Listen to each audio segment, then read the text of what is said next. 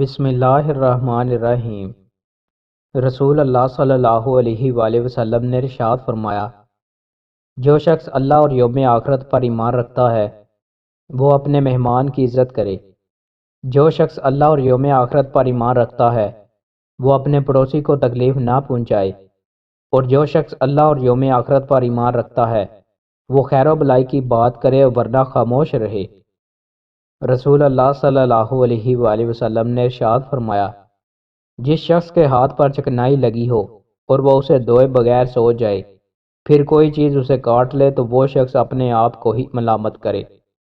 رسول اللہ صلی اللہ علیہ وآلہ وسلم نے ارشاد فرمایا، اللہ تعالیٰ بندے کے اس طرز عمل سے خوش ہوتا ہے کہ وہ ایک لقمہ کھائے تو اس پر اس کی حمد بیان کرے، یا وہ کوئی چیز پیے تو اس پر اس کی حمد بیان کرے۔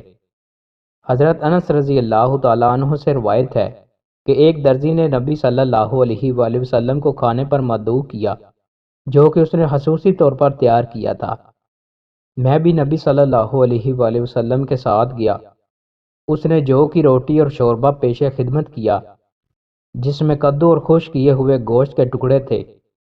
میں نے نبی صلی اللہ علیہ وآلہ وسلم کو پلیٹ کے کناروں میں کدو تلاش کرتے ہوئے دیکھا، چنانچہ میں اس روز سے کدو پسند کرتا ہوں۔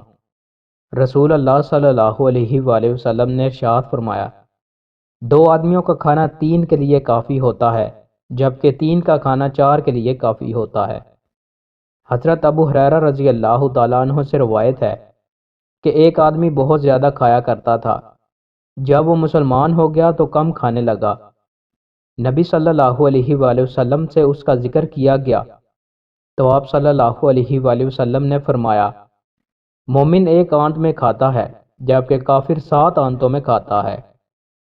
رسول اللہ صلی اللہ علیہ وآلہ وسلم نے ارشاد فرمایا، جو شخص 12 سال اذان دے تو اس کے لیے جنت واجب ہو جاتی ہے، اور اس کی اذان کی وجہ سے اس کے حق میں یومیہ 60 نیکیاں اور ہر اقامت کے بدلے 30 نیکیاں لکھی جاتی ہیں۔